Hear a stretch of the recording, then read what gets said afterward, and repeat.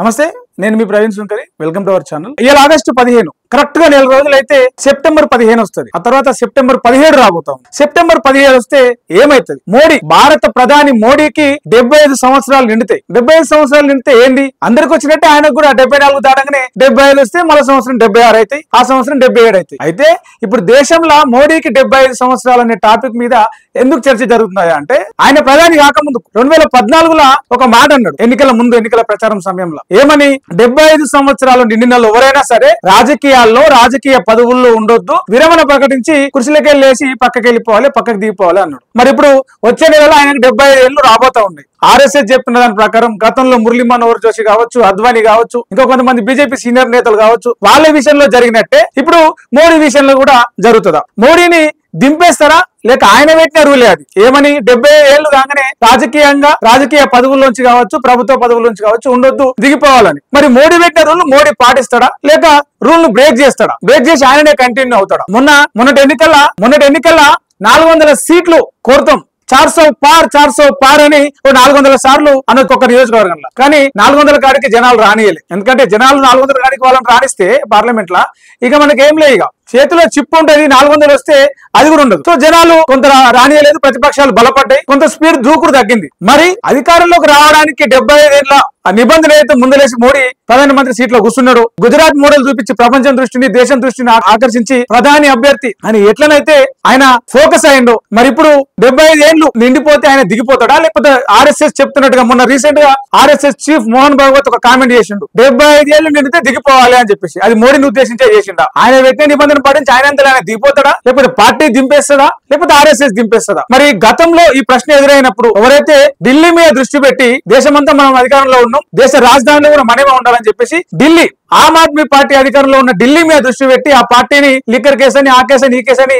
ఆ party chief Arvind Kejriwal jail పాలు చేసి ఆ పార్టీని అప్రతిష్ట పాలు చేసి ఢిల్లీ పీఠాన్ని దక్కించుకున్నది బీజేపీ. ఆ తిహార్ జైలు నుంచి బయటకు వచ్చిన తర్వాత అరవింద్ కేజ్రీవాల్ ఒక మాట అంటాడు, ఏమని? 75 ఏళ్లు అయిపోతాయి మోడీకి వచ్చే సంవత్సరం అయితే, గత ఇయర్ లాస్ట్ ఇయర్ 2024 అన్నమాట. వచ్చే సంవత్సరం అయితే మోడీకి 75 ఏళ్లు అయిపోతాయి. మరి మోడీ తర్వాత ఎవరు అన్న ప్రశ్న వచ్చినప్పుడు యోగి పేరు చాలా సార్లు తెర మీదకి వచ్చింది, అమిత్ షా పేరు తెర మీదకి వచ్చింది, రకరకాల పేర్లు తెర మీదకి వచ్చింది. కానీ వచ్చిన ఏ పేరు కూడా 6 నెలల కంటే ఎక్కువ చర్చలో ఉండలే. దీని వెనకాల ఆ గేమ్ ప్లాన్ ఎవరిదే అంటే అమిత్ షా అని చెప్పొచ్చు. ఎందుకంటే అమిత్ షా మోడీ ఇద్దరు మంచి దోస్తులు. మోడీకి 10 ఏళ్లు ఏ సిచ్యువేషన్ లో అయినా సమస్య వచ్చినా, ప్రధాన సమస్య వచ్చినా కుడి భుజం నిలబెట్టి అమిత్ షా నిలబడి మోడీ ప్రభుత్వాన్ని కావచ్చు, మోడీ ప్రధాని కుర్చీని కావచ్చు కాపాడిండు. మరి ఇప్పుడు కూడా మరి అమిత్ షా రంగంలోకి దిగుతాడా? దిగితే పార్టీ ఏదైతే నిబంధన పెట్టుకున్నారో, ఏదైతే ఏ నిబంధన చెప్పి జనాల దృష్టిని ఆకర్షించిందో వారే మంచి మాట చెప్పిండ్రు.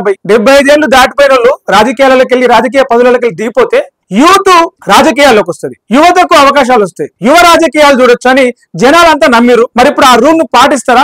రూల్ ను పాటిస్తేందుకు మోడీ ఒప్పుకుంటాడా? అమిత్ షా సహకరిస్తాడా? పార్టీ ఒప్పుకుంటారా? ఆర్ఎస్ఎస్ ఎట్లా రియాక్ట్ అవుతుంది ఈ విషయంలో? ఎందుకంటే బీజేపీ బలపడ్డ ప్రతిసారి ఆర్ఎస్ఎస్ తెర మీదకి వచ్చి, సంఘ్ పరివార్ తెర మీదకి వచ్చి పార్టీని కొంత స్ట్రెంథన్ చేస్తూ ఉంటది. మరి ఈ విషయంలో, మోడీ విషయంలో ఆర్ఎస్ఎస్ ఎలా ప్రవర్తించబోతాం? ఇదే విషయంలో ఒక ఇంటర్వ్యూలో మాట్లాడుతూ అమిత్ షా అంటాడు, మోడీకి 75 ఏళ్లు పూర్తయినాయని ప్రతిపక్షాలు సంబరాలు చేసుకోవాల్సిన పని లేదు, సంకలు గుద్దుకోవాల్సిన పని లేదు, మోడీయే బీజేపీకి సారథ్యం వహిస్తుడు, మోడీయే ప్రధాన సీట్లో కూర్చుంటాడు అని చెప్పేసి. మరి గత 2024 మే నెలలో మాట్లాడుకుంటూ మోడీ ఏమన్నారు అంటే, నాకు వారసులు ఎవరు లేరు, మీరే నా వారసులు, మీరే నా కుటుంబం, నేనేమి చేయాలనుకున్నా మీకే ఇస్తా. అంటే దాని ఉద్దేశం ఏంది?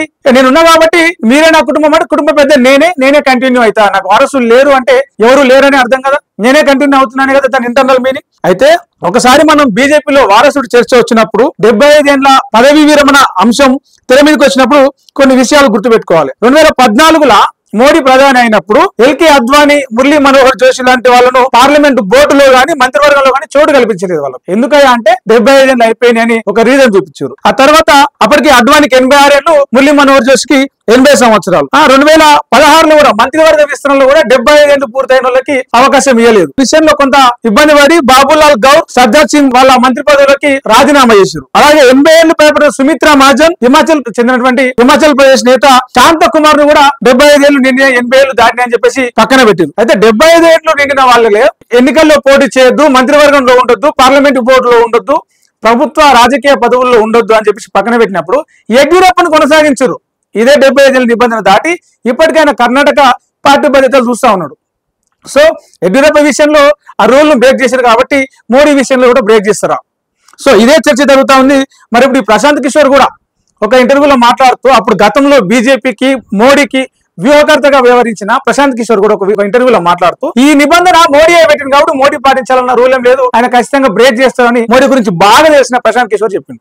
అసలు ఈ సోషల్ మీడియా లేనప్పుడు, ఈ డిజిటల్ మీడియా లేనప్పుడు గుజరాత్ మోడల్ అనేది చూపించి సోషల్ మీడియాను, డిజిటల్ మీడియాని అప్పుడప్పుడే వస్తున్న యూట్యూబ్, ఫేస్బుక్, ట్విట్టర్ ఇలాంటి వాటి వాట్సాప్ అన్నింటినీ గుప్పిట్లో పెట్టుకుని దేశం మొత్తం కూడా మోడీ వైపు చూసేలా చేసుకున్నాడు. ఇప్పుడు మోడీకి ప్రత్యామ్నాయం లేదనేలాగా సీన్ క్రియేట్ చేస్తా ఉన్నారు. కానీ సంఘ్ పరివార్ మాత్రం ఎప్పటికప్పుడు కొత్త ప్రత్యామ్నాయ నేతలను వాళ్ళ పార్టీకి బీజేపీకి అందించాలని చూస్తా ఉంది. మరి ఈ క్రమంలో వచ్చే నెల 17 తారీఖు నాడు 75 ఏళ్లు పూర్తి చేసుకోబోతున్న మోడీ సొంతంగా దేశాన్ని గౌరవించి దేశ ప్రజలు అంటే జాతీయతని, దేశమని, దేశభక్తి అని మాట్లాడతారు కదా, వాళ్ళు చెప్పినటువంటి ఆ దేశభక్తి గురించి, వాళ్ళు చెప్పినటువంటి ఆ దేశ ప్రజల మీదనే నమ్మకం, గౌరవంతో ఆయన పెట్టిన రూల్ 75 ఏళ్ల నిబంధన ఏదైతే ఉందో దాన్ని పాటించి ఆయననే దిగిపోతాడా, లేకపోతే పార్టీలో చాలా మంది అవకాశాల కోసం, అదును కోసం ఎదురు చూస్తా ఉన్నారు. వాళ్ళంతా కూడా తెర వెనకాల రాజకీయం చేశా, లేకపోతే ఆర్ఎస్ఎస్ తోటి కలిప మోడీని దింపేస్తారా, ఆయన సొంతంగా దిగిపోతారా, దింపేస్తారా అని దేశవ్యాప్తంగా కూడా చర్చ జరగబోతా ఉన్నది. మరి ఎలాంటి నిర్ణయం పార్టీ తీసుకుంటది, ఎలాంటి నిర్ణయం మోడీ తీయడం, ఎలాంటి నిర్ణయం సంఘ్ పరివార్ తీసుకుంటుందో చూడాలి. Thank you. మరో వీడియోలో మళ్ళీ కలుద్దాం. నేను మీ సపోర్ట్ చేయండి, సబ్స్క్రైబ్ చేయండి. నమస్తే.